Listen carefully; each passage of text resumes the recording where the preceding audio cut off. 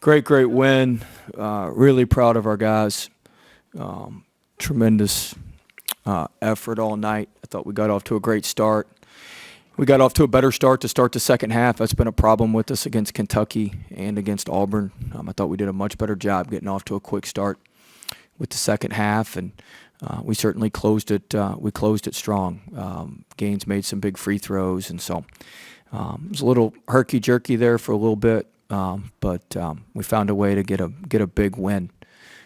Before you ask, X appears to be just a knee sprain. Appears to be the best case scenario for us. Doesn't appear to be any damage with the ACL or MCL. Appears to be a knee sprain. We got to get it looked at tomorrow. We only have our scanning machine here only does so much. We got to get it scanned again tomorrow, but it appears that it's the best case scenario. It'll be a matter of days to a week with him, which would be fantastic. Yeah, so it was an 11-11 game, and then I think you guys hit 14 of your final 21 shots in the first half. Just what did you like? Yeah, I should have mentioned that. I thought our offense, outside of some of the sloppy turnovers, I thought our offense, especially, I thought we took great threes, we took great shots, we did a good job getting to the rim. Our offense looked as good as it's looked in a long time, and we're capable of that. To put 79 on the second best defensive team in the country, we're capable of that. We took really good threes outside or one or two of them. We did a good job attacking the rim. We need to continue to work on finishing at the rim and finish a little bit better. We need to finish a little bit better at the rim. But overall, I was very pleased with our offense. When you obviously you have a lot of great spurts and some not so great spurts. When you have like the second half, when you hit a lull, when you have 5 or 6 turnovers and a bunch of missed shots, and you see a lead dwindle, is there a temptation to call timeout? You just kind of listen, look, this is what we. Well, the way we play, there's a lot of ebb and flow to the game. You know, one of the big issues in that is we missed a bunch of free throws. We missed a bunch of free throws that could have kept us a working margin, and we didn't do as good a job keeping. I mean, Kenny Chandler's a heck of a player, and we didn't do a great job keeping him in front of the. We didn't do a great job of staying in front of the ball, with him. But I was, look, there's ebbs and flows to the game. With the young team, I like to save all my timeouts till the end of the game if we need them. You know, if we couldn't get the ball in bounds or if we were trapped, I can call those timeouts in the last 2 minutes. So I try to save those as best I can. Well, after these last couple of games and some of the ones that he's had earlier in the year, how much of a stretch is it to say Tari Easton's your best player? I mean, Tari Easton's one of the best players in the country. That's not a stretch. Like it's also just. I mean, what do you want me to say? He's one of the best players in the country. He's done it night in and night out. He continues to improve, continues to get better. He continues to work hard, and I mean, he's one of the best players in the entire country. And just the atmosphere with the crowd tonight. You've had some big showouts, but what did you think about how they may have? It was fun. I thought the crowd did a great job. They kind of willed us down the stretch there. It was loud when we got those dunks and the defensive stops. I mean, it's what it's about. That's what it's about. The student section was great. The crowd was great. It was close to a sellout. I mean, that's what you want. We've beaten 2 top 20 teams in the country at home this week. I mean, I won't speak for Kent. We probably hadn't had too many weeks like that around here. But that's what you want. And the fans showed out, and our kids deserve it. Our kids work hard, and they certainly deserve it, and I was excited for our guys. Yeah, Coach, just how did it feel to see some jump shots and some threes finally start falling? Well, we took good ones. You take good ones, they go in usually. We got good players and good shooters, which we have. We just took a lot better. We took a lot better shots. Hey, Will, having gone through this stretch, I think we saw the game notes right the first time you all started conference play with 3 ranked opponents in program history. Kind of what do you take away from this? And not just well, it's not going to get any easier. We hadn't been very good on the road, so we've got to turn around, go to Florida, and on Wednesday. So we got a lot of work to do there. But I mean, obviously, we've won 2 quad 1 games this week. We're a good team. I mean, we knew that, but we've got to keep getting better. If you stay the same in this league, you're going to get passed by.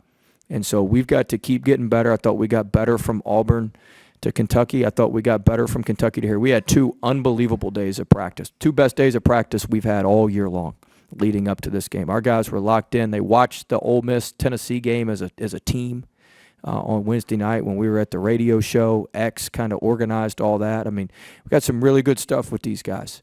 And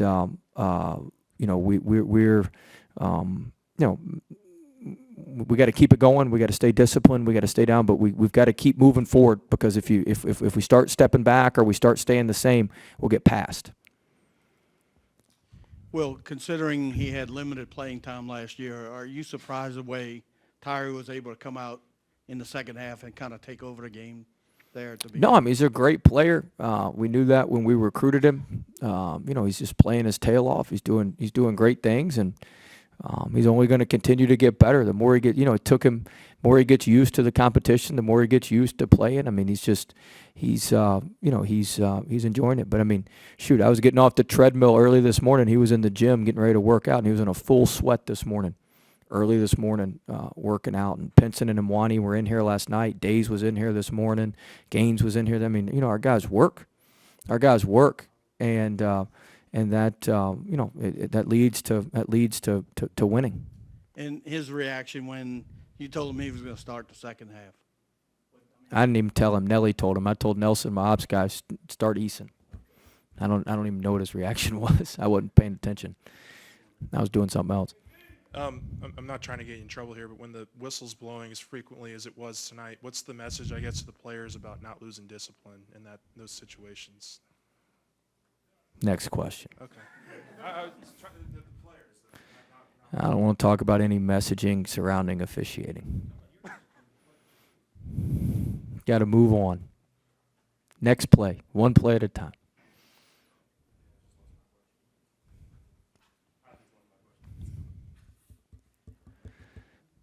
Glenn's trying to get me fined. I'm not going to do it. Not going to do it.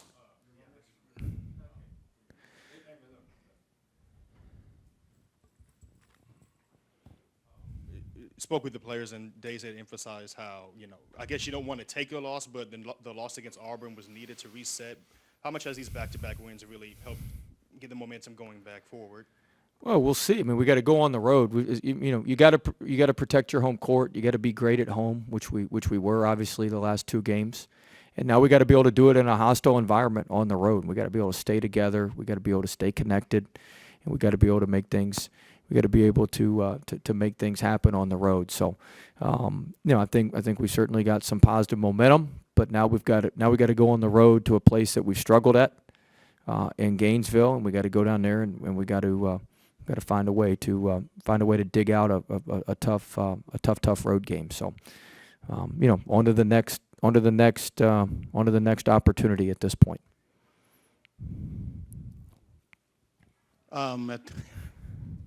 At the end, you lose X, they coming on strong, you lose X, they cut it to 5. What was the talk among the team, at that Well, I point? thought we were up 8 when we lost X. I thought the two defensive possessions we had were good. Vescovi hit a sidestep 3 after we flew at him and contested. Gaines had a huge block on that baseline out of bounds play. We guarded that thing. We guarded that clock all the way down to 1 second, and then Gaines had the big block. So, the message was look, X would want us to win. We need to win, and then we'll go figure everything else after that. I mean, look, our guys are used to. We're used to difficult circumstances. I mean, we don't even have freaking hot water in here, all right? So we're used to doing well in difficult circumstances. The dang water heater's broken over here. And we don't have hot water. The roof leaks. We have to move practice because the damn roof leaks, and we put the trash cans down and have to go to the second side of the floor when it rained the other day. Like, our guys are used to it. The tougher the situations, the better we do. I know. Good coaches- question. I know coaches all always say it doesn't matter who starts, who finishes, but has there been a reluctance to start Eason because We're winning. We're 14-1. We're 2-1 in the SEC. Nobody in their right mind would change things up. I mean, look, he's a starter. I mean, what else? I know he doesn't have his name called. He's a starter. He's a great player. He plays a ton of minutes. We closed the game with him. I mean, I don't know what else there is. I don't know what else there is to it. But he's a great player. But I mean, this is how we started the season, and we're not changing any of that. Thanks.